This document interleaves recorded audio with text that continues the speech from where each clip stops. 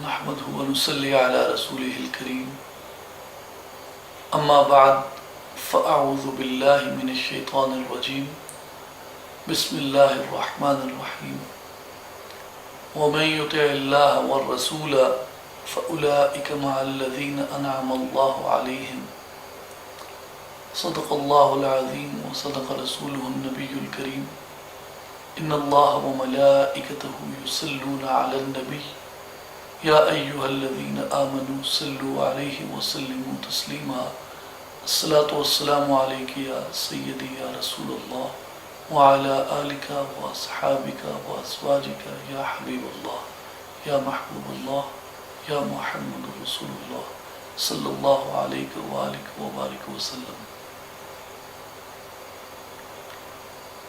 واجب الاحترام سامعین اور ناظرین، السلام علیکم ورحمۃ اللہ وبرکاتہ. آج جس وقت یہ مختصر سی گفتگو آپ لندن کے اور جوہانسبرگ کے ساتھیوں کے لیے میں ریکارڈ کروا رہا ہوں، آج ہی کے دن شاعر مشرق، حکیم الامت حضرت علامہ اقبال کے فرزند جسٹس ڈاکٹر جاوید اقبال اس دار فانی سے رحلت کر گئے ہیں، اور میری دعا ہے کہ اللہ تعالیٰ انہیں اپنے جوار رحمت میں جگہ عطا فرمائے اور ان کے اخروی منازل کو آسان فرمائے. تو آج اتفاق سے میرے ذہن میں بار بار حضرت علامہ اقبال کی کچھ یادیں جو ان کے فرزند سے منسوب ان کی سوانح کی کتب میں موجود ہیں وہ گردش کر رہی تھیں. تو ایک چیز جس کا بار بار مجھے احساس ہو رہا تھا کہ علامہ اقبال نے جاوید کو زندہ کر دیا، اور جاوید کو اس طرح زندہ کیا کہ اپنے کلام میں بیشتر مقام پہ نوجوان نسل کو جاوید کے نام سے مخاطب کر کے پکارا، چونکہ ڈاکٹر جاوید اقبال علامہ اقبال کی پچھلی عمر کی اولاد تھے، اس لیے علامہ کو ان سے بڑا پیار بھی تھا. جاوید نامہ کا جو آخری حصہ ہے وہ اس کا عنوان ہی یہ ہے، خطاب با جاوید سخن بنزاد نو، A message to youth اور ایڈریس ٹو جاوید اقبال. اسی طرح علامہ اقبال نے اور بہت سے مقام پہ جاوید کے نام یہ نظم لکھی جسے بڑی شہرت حاصل ہے. علامہ کی یہ نظم زبان زدِ عام و خاص ہے، جس میں اقبال کہتے ہیں، دیار عشق میں اپنا مقام پیدا کر، نیا زمانہ نئے صبح و شام پیدا کر، خدا اگر دل فطرت شناس دے تجھ کو، سکوت لالہ و گل سے کلام پیدا کر. میں شاخ تاک ہوں میری غزل ہے میرا ثمر، میرے ثمر سے میں لالہ فام پیدا کر. میرا طریق امیری نہیں فقیری ہے، خودی نہ بیچ غریبی میں نام پیدا کر. تو یہ علامہ کی نظم جاوید کے نام لکھی گئی. اس طرح بے شمار مقامات پہ علامہ انہیں یاد کرتے ہیں. تو انہی تمام چیزوں میں علامہ اقبال نے جو درس دیا اس کا بنیادی طور پہ مطمع نظر شخص جاوید نہیں تھا. علامہ کا مطمع نظر ان کا فرزند، ان کا بیٹا جاوید نہیں تھا، بلکہ وہ پوری مسلمان قوم کو جاوید کی طرح دیکھتے تھے کہ یہ قوم، اس کے نوجوان ان کے فرزند ہیں، اور ان کو ٹیچ کرنا، ان کو گائیڈ کرنا، ان کی تربیت کرنا، ان کو پیغام دینا، ان کو ایک واضح ڈائریکشن دینا، یہ علامہ اقبال سمجھتے تھے کہ ان کی ذمہ داری ہے۔ اور انہوں نے جو بنیادی پیغام دیا اپنی مسلمان قوم کو، وہ بنیادی پیغام کئی حصوں پہ مشتمل ہے۔ اس میں خودی کا درس ہے، اس میں وطنیت پرستی سے چھٹکارا ہے، اس میں نسلی عصبیت سے چھٹکارا ہے، اس میں یاس و قنوطیت اور مایوسی سے چھٹکارا ہے، اس میں ریلیجیس سٹیٹس کو سے چھٹکارا ہے، اس میں اس طرح کی اور بہت سی چیزوں سے علامہ اقبال نے بہت سی چیزوں کو حاصل کرنے اور بہت سی چیزوں سے چھٹکارا حاصل کرنے کا پیغام دیا۔ اور اسی روانی میں جس میں علامہ یہ سارا پیغام اپنے کلام میں دیتے ہیں، وہیں علامہ اقبال نوجوانوں کو یہ سبق بھی دیتے ہیں کہ تمہارا جو تعلق تمہارے نبی، تمہارے رسول، تمہارے ہادی، تمہارے رہبر، رحمت للعالمین، خاتم النبیین، امام المرسلین، سید الانبیاء، حضرت محمد مصطفیٰ صلی اللہ علیہ وآلہ وسلم کی ذات بابرکات سے ہے، وہ تعلق غیر متزلزل ہونا چاہیے۔ اس میں کوئی تذبذب، اس میں کوئی تزلزل، اس میں کوئی التباس، اس میں کوئی دھندلاہٹ، اس میں کوئی کنفیوژن، اور اس میں کسی طرح کی کوئی اور بندش خلش نہیں ہونی چاہیے۔ اور آقا صلی اللہ علیہ وسلم کی ذات گرامی سے وہ ایک پختہ اور مضبوط تر تعلق آدمی کا ہونا چاہیے۔ اور اسے علامہ اقبال جو ہیں وہ عشق کا نام دیتے ہیں کہ آقا صلی اللہ علیہ وسلم کی ذات گرامی سے جو یہ تعلق ہے، یہ بنیادی طور پہ حضور کی ذات سے عشق کرنے کا تعلق ہے۔ مثلا میں نے جو آیت کریمہ آپ کے سامنے پڑھی، اس میں بھی اللہ تعالیٰ نے یہی ارشاد فرمایا کہ وَمَن یُطِعِ اللَّهَ وَالرَّسُولَ، جس نے اللہ اور اس کے رسول صلی اللہ علیہ وسلم کی اطاعت کی، فَأُولَٰئِكَ الَّذِينَ أَنْعَمَ اللَّهُ عَلَيْهِمْ، وہ ان لوگوں کے ساتھ ہوں گے جن پہ اللہ نے اپنا انعام کیا۔ اب یہ تو ہماری ہر نماز کی رکعت میں دعا ہے کہ صراط الذین انعمت علیہم، ان لوگوں کا راستہ جن پہ تو نے اپنا انعام کیا، ہمیں ان لوگوں کے ساتھ کر دے۔ اب وہ انعام یافتہ لوگوں کے ساتھ شامل کون ہوتا ہے؟ فرمایا وَمَن یُطِعِ اللَّهَ وَالرَّسُولَ، جو اللہ کی اطاعت کرتا ہے اور اس کے رسول صلی اللہ علیہ وآلہ وسلم کی اطاعت کرتا ہے۔ تو اطاعت عشق کے بغیر نہیں ہو سکتی۔ جب تک عشق کہتے ہیں ٹوٹ کے محبت کرنا، تو جب تک کسی سے ٹوٹ کے محبت نہ کی جائے، شدت سے محبت نہ کی جائے، اس وقت تک آدمی اطاعت کے کامل معیار کو حاصل نہیں کر سکتا۔ اس لیے علامہ اقبال کہتے ہیں کہ بندے کے اوپر یہ ضروری ہے کہ وہ آقا صلی اللہ علیہ وسلم کی ذات گرامی کے ساتھ عشق کرے، زبانی جمع خرچ نہیں، بلکہ حقیقی عشق۔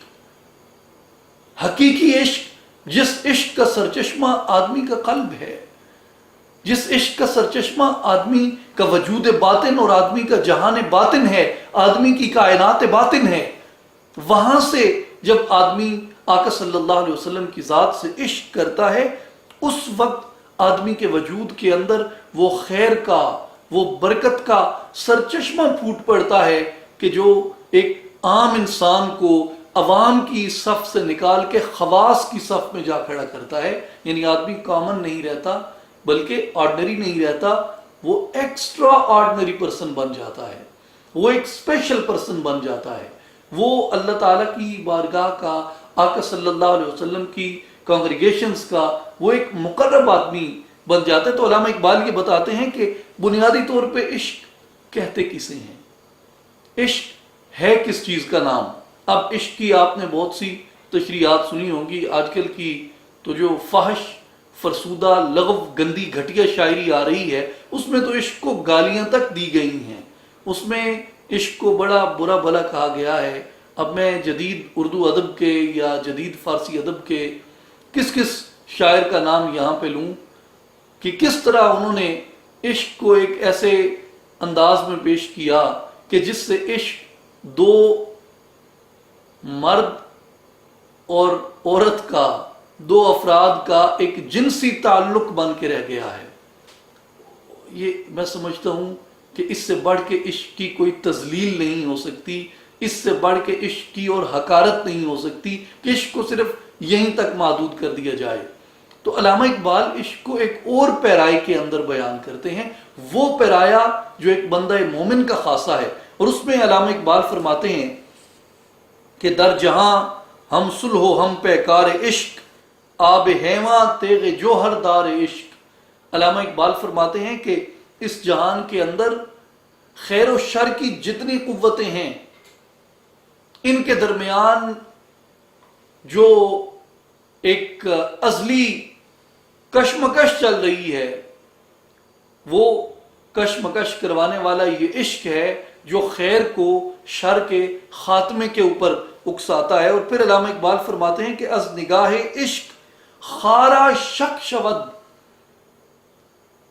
کہ اگر عشق کی نگاہ بندے کے اندر پیدا ہو جائے، اگر عشق کی تپش، عشق کی گرمی، عشق کی حرارت اگر بندے کے اندر پیدا ہو جائے، از نگاہ عشق خارا شک بود، عشق کی گرمی کے اندر یہ طاقت ہے کہ یہ پتھروں کو دو ٹکڑے کر کے رکھ دیتا ہے۔ عشق کے حق آخر سراپا حق بود، اللہ کا عشق اگر آدمی کو نصیب ہو جائے تو آدمی کا پورا وجود وہ اس حق کو پا لیتا ہے، اس حق کو پا کے اس حق کی حقیقت کا ادراک حاصل کر لیتا ہے۔ اس لیے علامہ اقبال فرماتے ہیں کہ بندہ مومن کے لیے یہ لازم ہے کہ وہ عشق کی اس قوت کو حاصل کرے، اور عشق کی اس قوت کا حصول اس کے اوپر لازم ہے۔ اور علامہ اقبال عشق کی تلقین کرتے ہیں کہ آدمی کو یہ عشق حاصل کرنا چاہیے، اور علامہ اس میں فرماتے ہیں اپنی فارسی شاعری کے اندر کہ عاشقی آموز و محبوب طلب، آموز کہتے ہیں سیکھنا، عاشقی آموز، عاشقی سیکھو، عشق کرنا سیکھو، عشق حاصل کرو، محبوب طلب، اور اللہ کی بارگاہ سے ایک محبوب طلب کرو۔ اب اہل زبان یہ جانتے ہیں کہ فارسی زبان میں اکثر حروف کے آخر میں جب بڑی یہ لگ جاتی ہے، یہ جو ہمارا سبک ہندی ہے، ایک تو جدید ایرانی فارسی ہے وہ نہیں، جو ہمارا سبک ہندی ہے، اس سبک ہندی کے تحت جہاں بڑی یہ لگ جائے، بڑی یہ سے مراد واحد کی طرف اشارہ ہوتا ہے، یعنی شخص سے ایک شخص، ملتے ایک ملت، محبوبے ایک محبوب۔ اور علامہ اقبال یہی بات کہتے ہیں کہ شب پیش خدا بگریستم زار، مسلمانہ چرا خارند و زارند، میں اللہ کی بارگاہ میں روتا ہوا دوڑتا ہوا حاضر ہوا، میں نے کہا کہ مولا مسلمان کیوں خوار اور ذلیل ہو گئے؟ ندا آمد نمیدانی کئی قوم، اللہ کی بارگاہ سے یہ جواب آیا کہ اقبال کیا تجھے معلوم نہیں ہے کہ یہ قوم دلے دارند و محبوب ندارند، یہ قوم اپنے اندر دل تو ایک رکھتی ہے لیکن اس دل میں محبوب ایک نہیں رکھتی۔ اس لیے علامہ کہتے ہیں کہ عاشقی آموز و محبوب طلب، عشق کرنا سیکھ اور اللہ کی بارگاہ سے اس محبوب حقیقی کو طلب کر تاکہ وہ تیرا محبوب بن جائے۔ کوئی ایسی ہستی ہو جس سے تو محبت کرتا ہو، جس سے تو محبت کا اظہار کرتا ہو، جس کو تو آئیڈیالائز کرے، جب تو اسے آئیڈیالائز کرے گا تو لازمی بات ہے کہ اس کی صفات کو اپنے وجود کے اندر پیدا کرے گا۔ آپ آئیڈیالائز جو کنسپٹ آف آئیڈیالزم ہے وہ یہی ہے کہ آپ اسی آدمی کو آئیڈیالائز کرتے ہیں جس کی صفات کو آپ اپنے وجود کے اندر پیدا کریں۔ پھر علامہ کہتے ہیں کہ سوز صدیق و علی از حق طلب، صدیق اکبر رضی اللہ عنہ امیر المومنین، آپ کا سوز اللہ کی بارگاہ سے طلب کر۔ امیر المومنین حضرت علی المرتضیٰ کا سوز اللہ کی بارگاہ سے طلب کر۔ اور سوز صدیق کیا ہے، سوز علی کیا ہے؟ اقبال فرماتے ہیں کہ ذرہ عشق نبی از حق طلب، نبی صلی اللہ علیہ وسلم کے عشق کا ذرہ ایک قطرہ خیرات کے طور پہ اللہ کی بارگاہ سے طلب کرو، بھیک کے طور پہ اس کی بارگاہ سے طلب کرو، گویا سوز صدیق بھی اور سوز علی بھی یہ دراصل عشق مصطفیٰ کا دوسرا نام ہے، یہ عشق مصطفیٰ سوز صدیق اور سوز علی کا دوسرا نام ہے۔ اس لیے اقبال کہتے ہیں کہ ذرہ عشق نبی ذاک طلب، اللہ کی بارگاہ سے آقا صلی اللہ علیہ وسلم کے عشق کی بھیک اور خیرات مانگو۔ اب عشق کرتا کیا ہے؟ عشق جب بندے کے وجود میں پیدا ہو جائے، ایک نوجوان جب اس عشق کو اپنا لیتا ہے، اس کی گرمی، اس کی حرارت سے اپنے وجود کو وہ حرارت و تپش بہم پہنچا رہا ہوتا ہے، تو وہ عشق کیا کرتا ہے؟ علامہ اقبال فرماتے ہیں کہ کیمیا پیدا کنز مشت گلے، یہ مشتگل ہے، گل مٹی کو کہتے ہیں، مشت مٹھی کو کہتے ہیں، کہ یہ مٹی کی جو مٹھی ہے، یہ جو تیرا وجود ہے، کیمیا پیدا کنز مشت گلے، اپنی اس مٹی کی ایک مٹھی سے کیمیا کو پیدا کر۔ کیمیا وہ چیز ہے، وہ مٹی کو لگ جائے، وہ تانبے کو لگ جائے، وہ سونے کو لگ جائے، وہ جس چیز کو لگ جائے، وہ جس دھات کو لگ جائے، کیمیا اس چیز کو سونا بنا دیتا ہے، کندن کر دیتا ہے۔ اقبال کہتے ہیں کہ اگر تجھے آقا صلی اللہ علیہ وسلم کے عشق کی کیمیا نصیب ہو گئی تو تیری یہی مٹی سونا بن جائے گی، یہ وجود وجود عام نہیں رہے گا، یہ وجود وجود خاص رہے گا۔ جس طرح بعض کیمیکل ملنے سے پانی کا اثر، پانی کی تاثیر، پانی کی حیت تبدیل ہو جاتی ہے، اسی طرح آدمی کی جو یہ میٹیریلسٹک باڈی ہے، اس کے اندر بعض ایسے اجزاء ہیں، اگر ان کو شامل کر دیا جائے تو آدمی کی یہ میٹیریلسٹک باڈی یہ خواص تبدیل کر لیتی ہے، یہ اپنی حیت تبدیل کر لیتی ہے، یہ اپنی ایفیکٹونیس تبدیل کر لیتی ہے، یہ اپنی امپورٹنس تبدیل کر لیتی ہے۔ شہید کا خون ٹپکتا رہتا ہے۔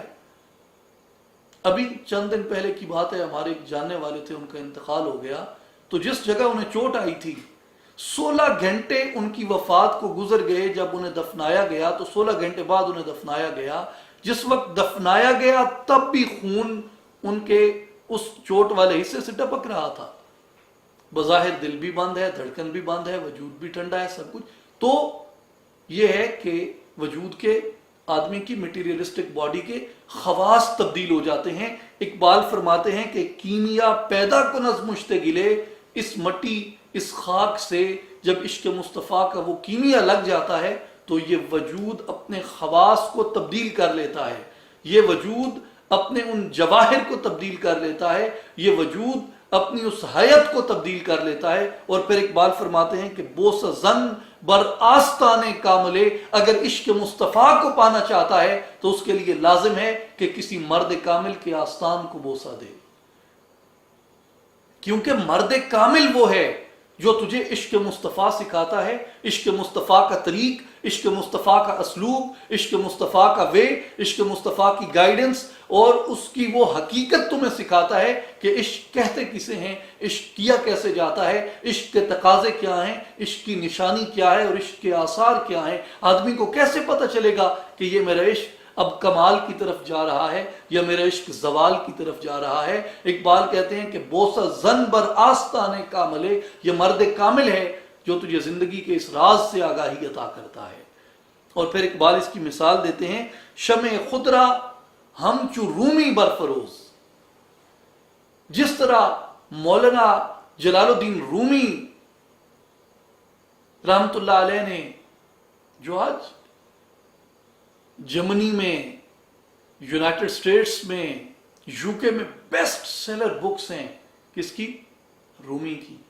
وہ رومی اقبال کہتے ہیں شمع خضرا ہم چو رومی برفروز، جس طرح مولانا رومی رحمت اللہ علیہ نے اپنی شمع کو روشن کیا تھا، تو بھی اپنے وجود کی شمع کو اسی طرح روشن کر۔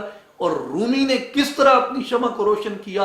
اقبال کہتے ہیں روم را در آتش تبریز سوز، کہ رومی نے جب اپنی روم کی مٹی تبریز کی آتش میں جلائی، اس وقت رومی کے وجود کی مٹی بھڑک اٹھی کہ جب طالب مرشد کامل کی بارگاہ کے اندر وہ طلب لے کے جاتا ہے، مرشد کامل وہ عشق مصطفیٰ کی کیمیا اس کے وجود کو لگا دیتا ہے، جس سے اس کے وجود کے خواص بھی تبدیل ہو جاتے ہیں، اس کا وجود آرڈنری نہیں بلکہ ایکسٹرا آرڈنری وجود ایک بن جاتا ہے۔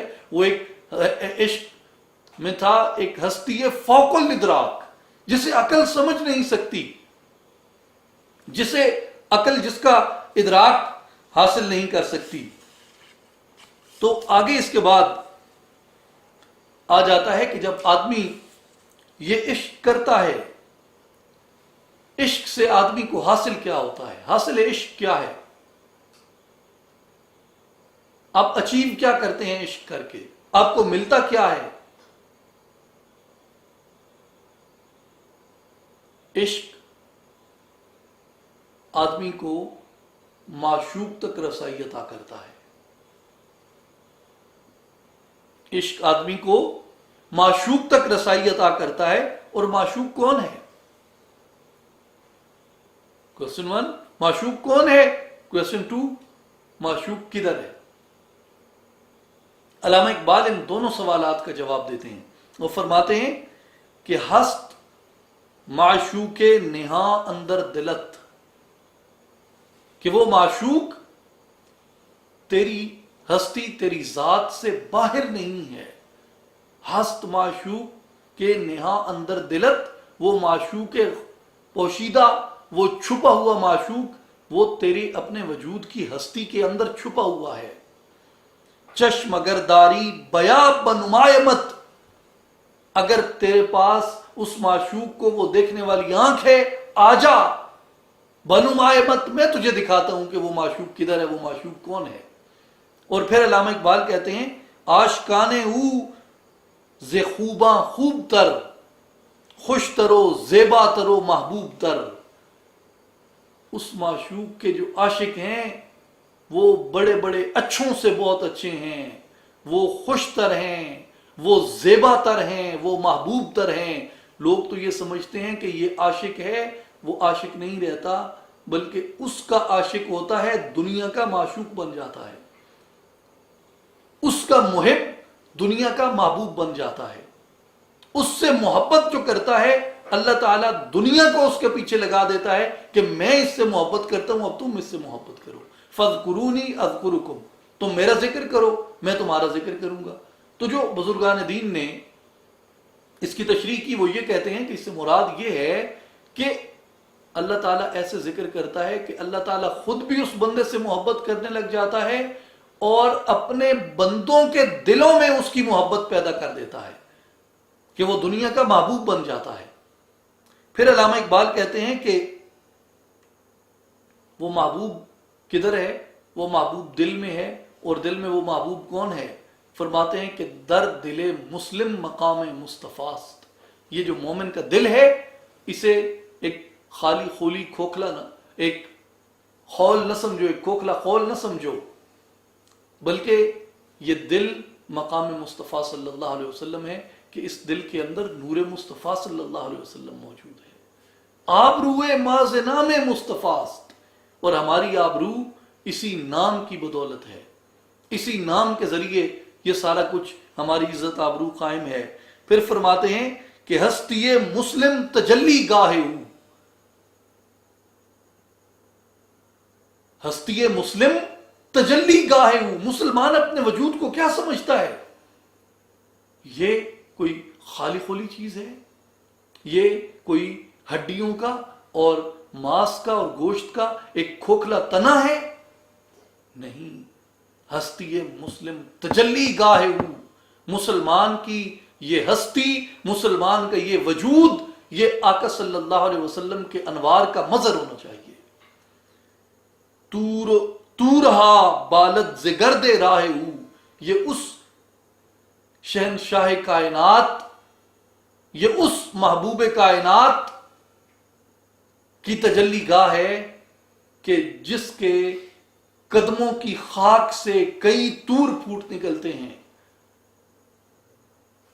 تورہا بالت زگرد راہ او، جسے اقبال کہتے ہیں کہ وہ دانائے سبل ختم الرسل مولائے کل، جس نے غبار راہ کو بخشا فروغ وادی سینا، جو عام ذروں کو جن کی کوئی حیثیت نہیں ہوتی، معاشرہ جن کو کوئی ترجیح کوئی حیثیت دینے کو تیار نہیں ہوتا، وہی چیزیں جب عشق مصطفیٰ سے مس ہو جاتی ہیں تو وہ عام نہیں رہتی، وہ خاص ہو جاتی ہیں۔ اس کا یہ جو بنیادی اقبال نے کہا ہے کہ غبار راہ کو بخشا فروغ وادی سینہ، وہ لوگ جو غبار راہ سمجھے جاتے تھے، جن کو اڑا دو غبار راہ کی طرح، بے حیثیت بے اوقات ہیں وہ غبار راہ کی طرح، اقبال کہتے ہیں کہ ان کو انہوں نے فروغ وادی سینہ بخشا، اور وادی سینہ وہ مقام ہے جہاں موسیٰ علیہ السلام کو اللہ تعالیٰ کی تجلیات نصیب ہوتی ہیں۔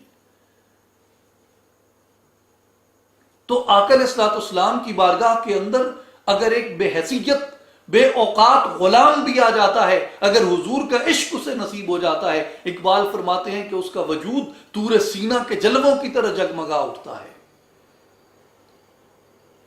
مست چشمے ساقی بتہاستیم در جہاں مثل میومی ناستیم، کہ ہمارے وجود کی جو مستی ہے یہ ساقی بتہا کی آنکھوں کا فیض ہے، یہ ساقی بتہا کی نگاہ کے فیض سے یہ مستی ہمارے وجود کے اندر پیدا ہوئی ہے، اور یہ وہ عشق ہے جو آدمی کو اطاعت کرواتا ہے۔ اگر یہ عشق نہ ہو تو آدمی اطاعت کر ہی نہیں سکتا، اور یہ عشق ٹوٹ کے محبت کرنے کا نام ہے۔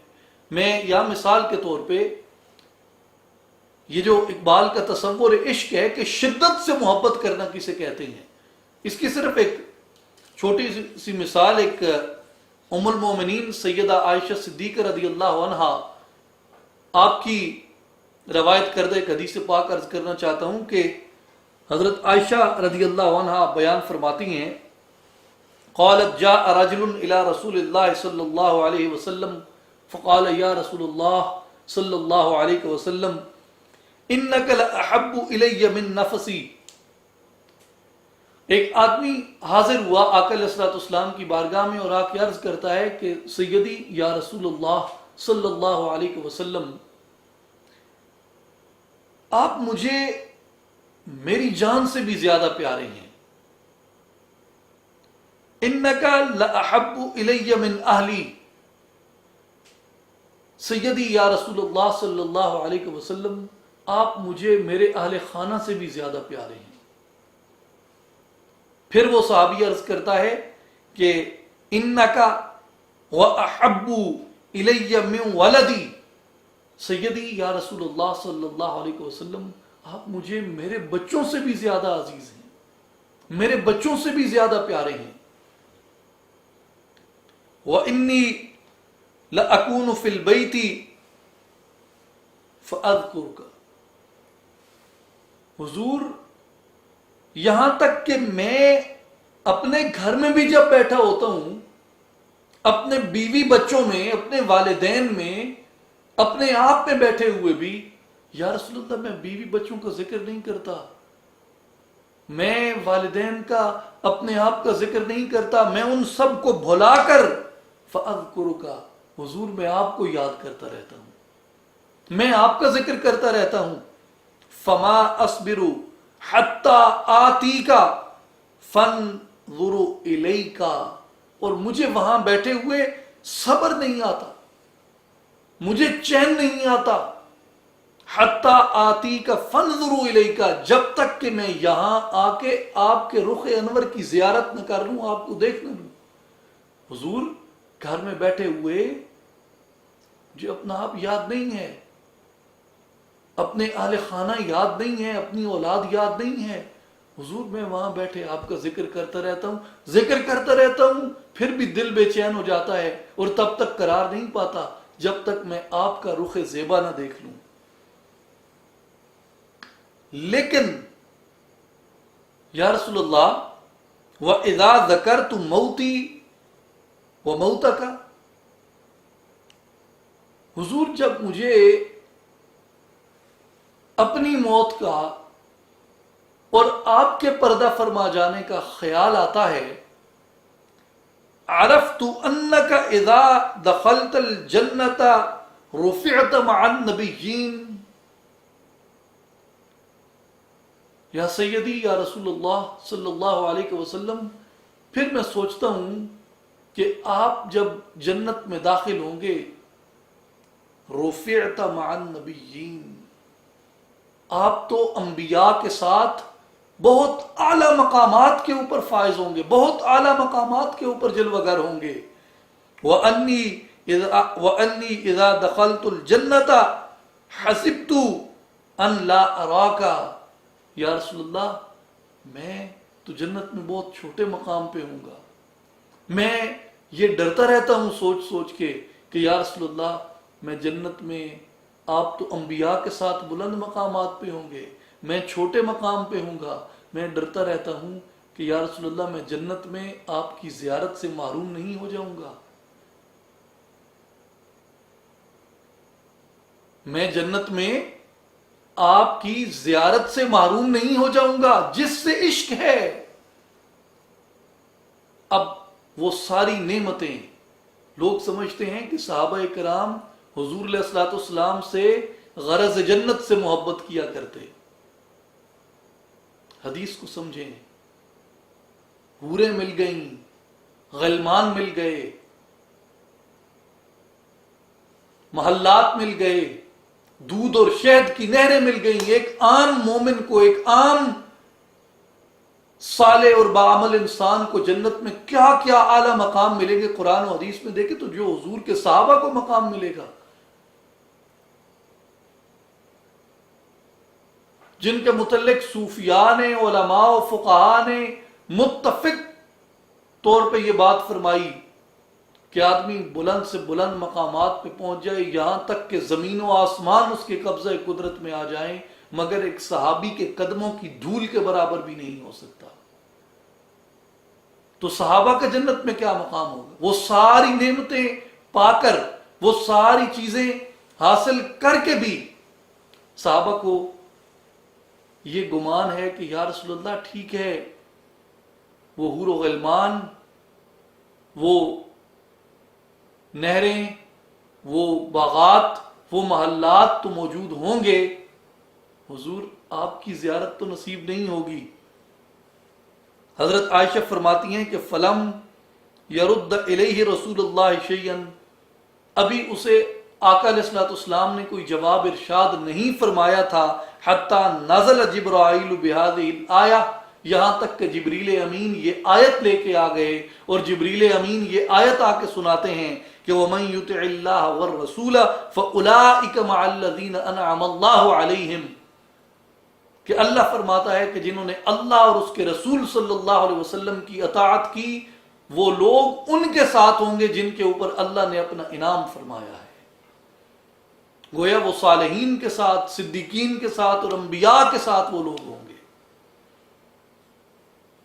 تو اس سے معلوم ہوتا ہے کہ رسول پاک شہ الاولاق صلی اللہ علیہ وآلہ وسلم آپ کی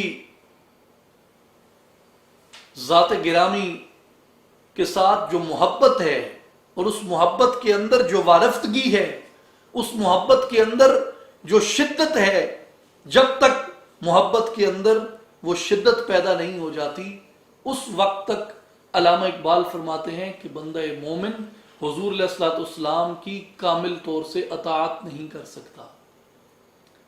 اور یہ جو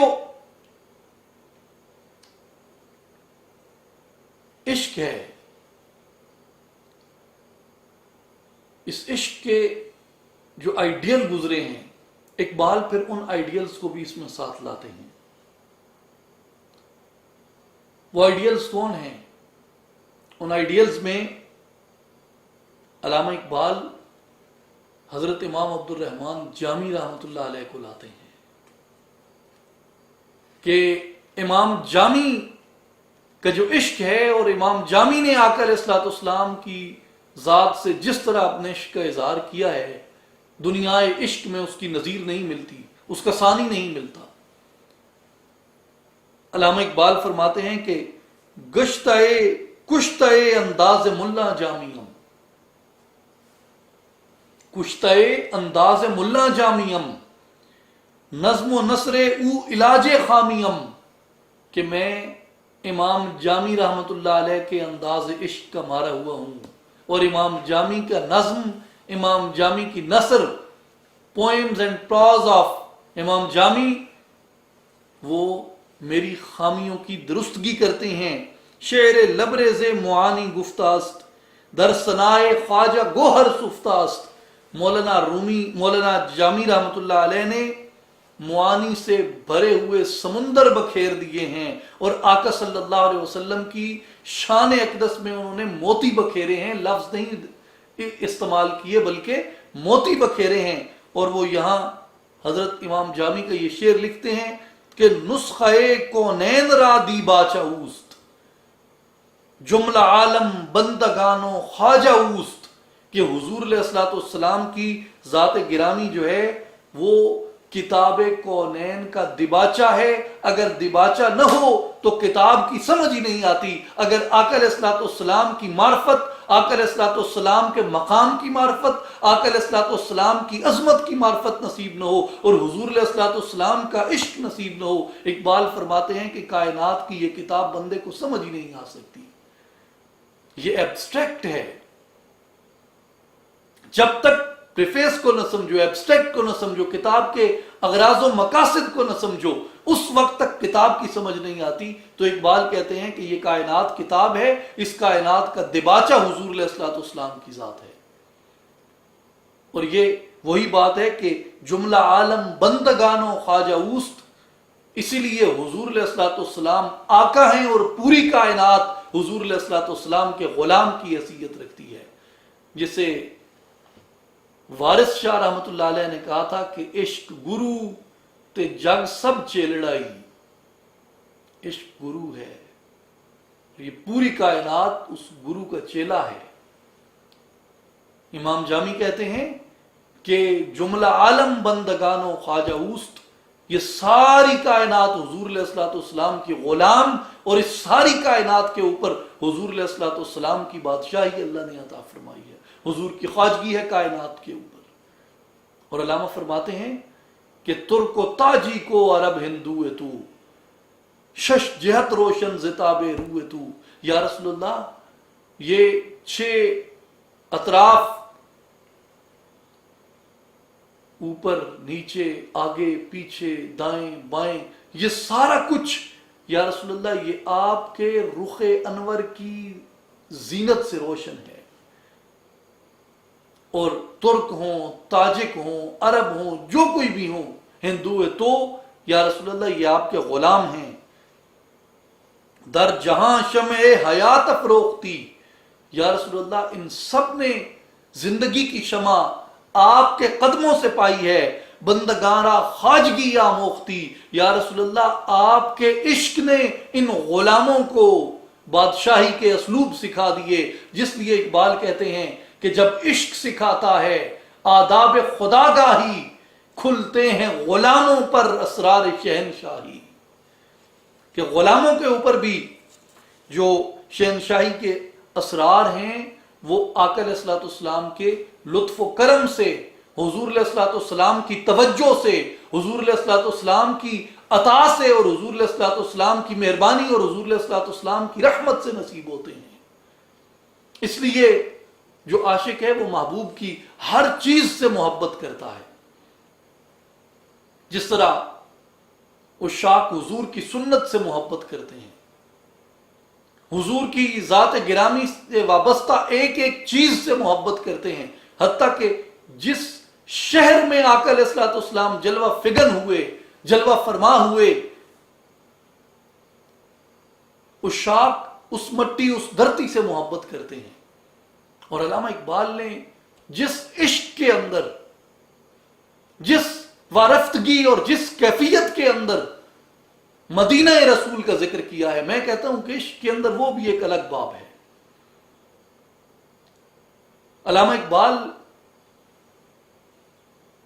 مدینہ منورہ کا ذکر کرتے ہوئے کہتے ہیں خاک یثرب از دو عالم خوش ترست، خاک طیبہ از دو عالم خوش ترست، کہ دو عالم کو، دونوں جہانوں کو ملا دیا جائے، لیکن خاک طیبہ کا حسن ان تمام کائنات کے نظاروں سے بڑھ کے حسین ہے.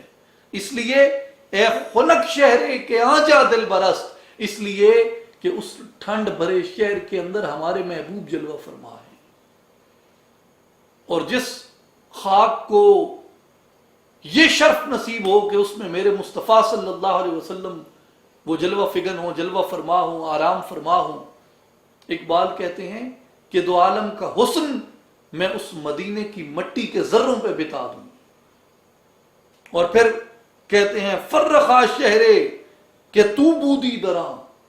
ہائے ہائے کیا خوش نصیب شہر ہے یا رسول اللہ، آپ جہاں جلوہ فرما ہے. فرخا شہرے کہ تو بودی دراں، اے خنک خاکے کے آسودی دراں. حضور کیا ٹھنڈی خاک ہے اس شہر کی جہاں آپ جلوہ فرما ہیں، جہاں آپ آرام فرما رہے ہیں. مسکن یارست و شہر شاہ من، مجھے مدینہ اس لیے پیارا ہے کہ میرے یار کا مسکن ہے اور شاہوں کے شاہ کا شہر ہے. پیش عاشقین بود حب الوطن، جو عشاق ہوتے ہیں ان کی حب الوطنی یہ ہوتی ہے کہ میرے محبوب کا شہر کون سا ہے. مجھے اپنے وطن سے کم اپنے محبوب کے وطن سے محبت اس لیے زیادہ ہے کہ وہاں میرے محبوب جلوہ فرما ہے. عشاق کی حب الوطنی یہ ہوتی ہے جسے حضرت سلطان باہو کہتے ہیں کہ حب وطن دی غالب آئی، ایک پل سمڑ نہ دیندی ہوں. یہ کون سا وطن ہے؟ یہ کون سا وطن ہے؟ یہ وہ وطن ہے جس وطن میں محبوب جلوہ فرما ہوتے ہیں. تاڑی مار اڈانا باہو اسی اگے ہی اڈن ہارے ہوں. تو یہ جس طرف اشارہ کرتے ہیں وہ اشارہ ہوتا ہے اس مسکن محبوب کی طرف. تو اس لیے علامہ اقبال حضور علیہ الصلوۃ والسلام کے اس شہر مبارک سے بھی محبت کرتے ہیں، ان خاک کے ذروں سے محبت کرتے ہیں جن خاک کے ذروں میں ہمارے رسول صلی اللہ علیہ وسلم آپ کا وجود مسعود پنہا ہے. اور یہ مدینہ کی جو فضیلت بزرگان دین بیان فرماتے ہیں،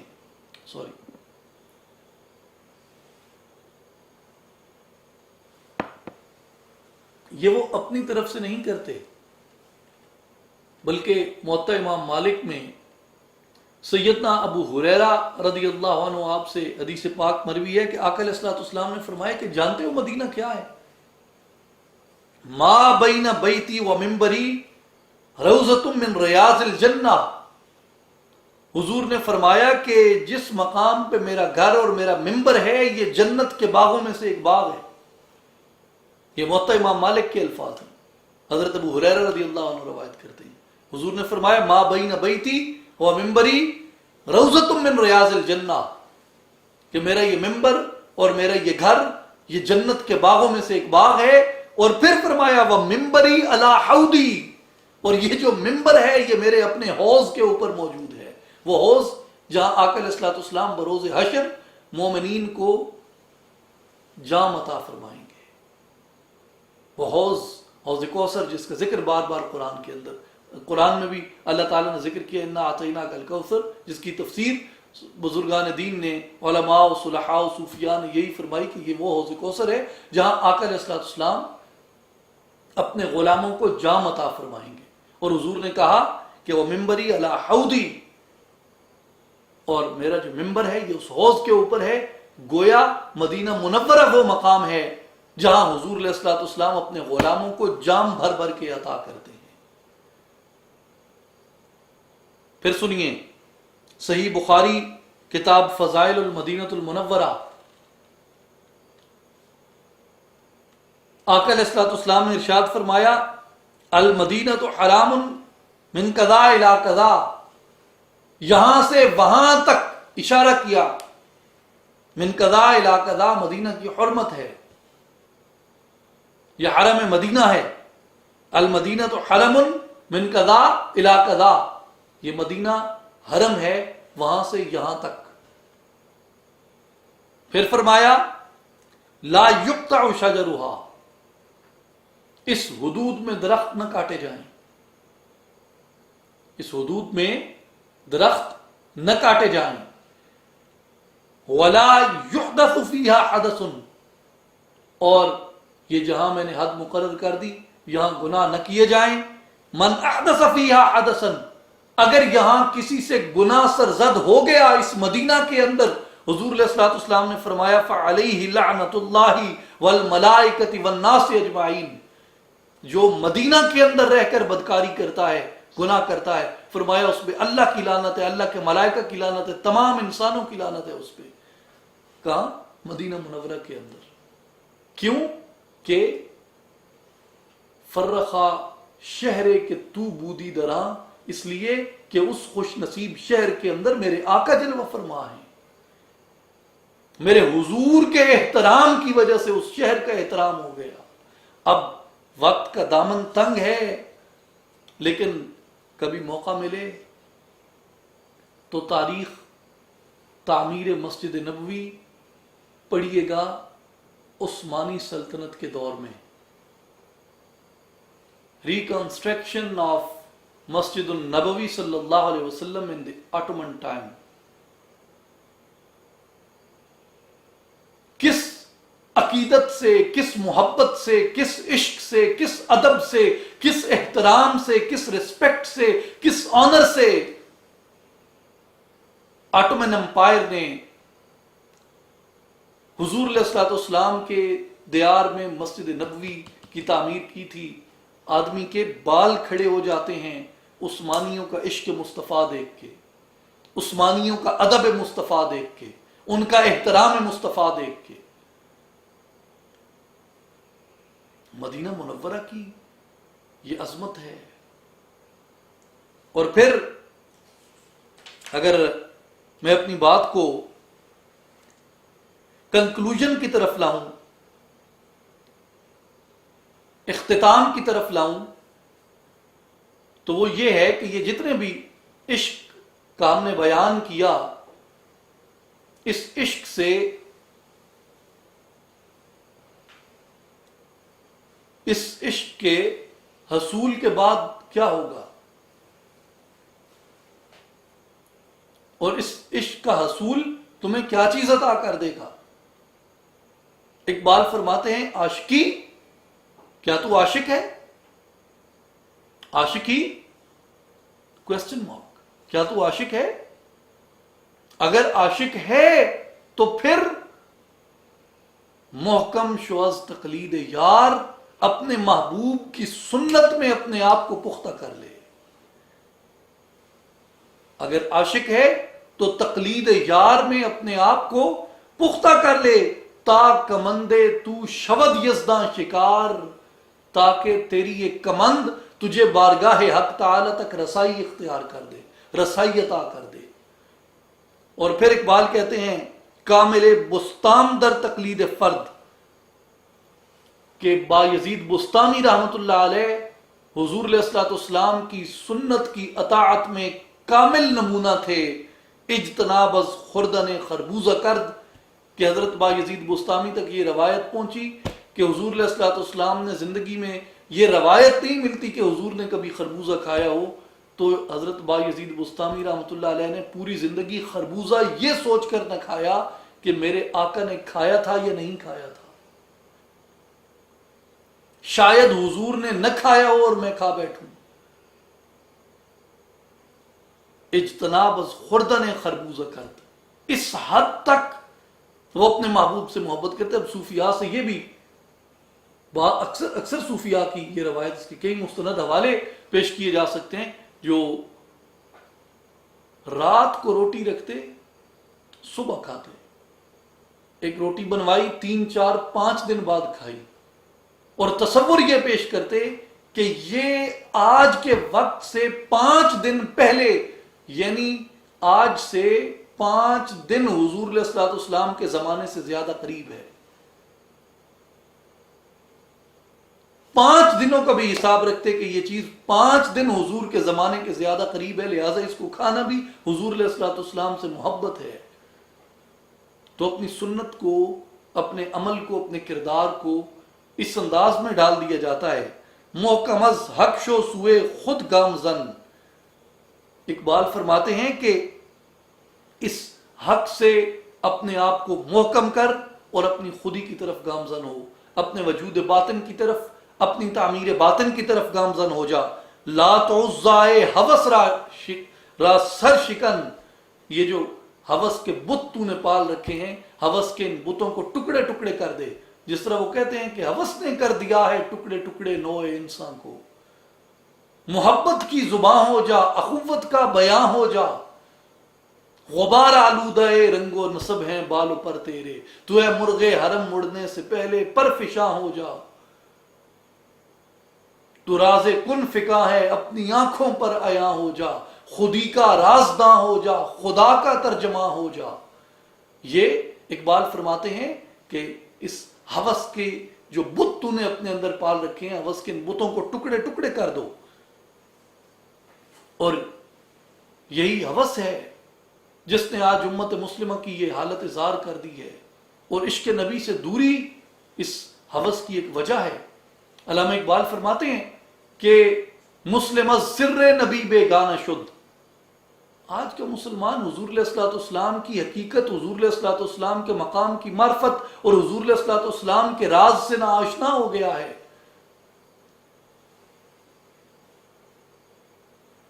عہد ماں مارا زما بیگانہ کرد، ہمارے زمانے نے خود ہمیں ہم سے بیگانہ کر دیا، از مقام مصطفیٰ بیگانہ کرد، اور ہمیں حضور علیہ الصلوۃ والسلام کے مقام سے دور جا پھینکا۔ حضور کے مقام کی معرفت نہ رہی، حضور کا ادب نہ رہا، حضور کا عشق نہ رہا۔ مسلم از سر نبی بیگانہ شد، باز این بیت الحرم بت خانہ شد، باز این بیت الحرم، یہ دل کا گھر جسے حضور علیہ الصلوۃ والسلام نے اسلام میں شامل فرما کے حرم بنا دیا تھا، آج اس حرم نے ہم نے اس محبوب، ایک محبوب کو رکھنے کی بجائے ہم نے پھر دنیا کے کئی بت سجا لیے۔ یہ دل تو اس کے لیے تھا، یہ دل تو اس کے لیے تھا۔ اس پیکر خاکی میں، اقبال اللہ کو مخاطب کر کے کہتے ہیں، اس پیکر خاکی میں ایک شے ہے سو وہ تیری، میرے لیے مشکل ہے اس شے کی نگہبانی۔ یہ دل تو تیرے لیے ہے اس پیکر خاکی میں، اور اسی دل کی نگہبانی تو مشکل ہے میرے لیے۔ کیسے کروں، کہاں سے کروں؟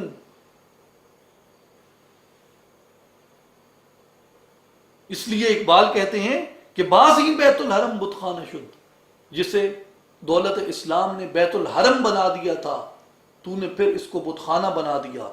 از مناتو لات و عزا و حبل، ہر یکے دارت بتے اندر بغل۔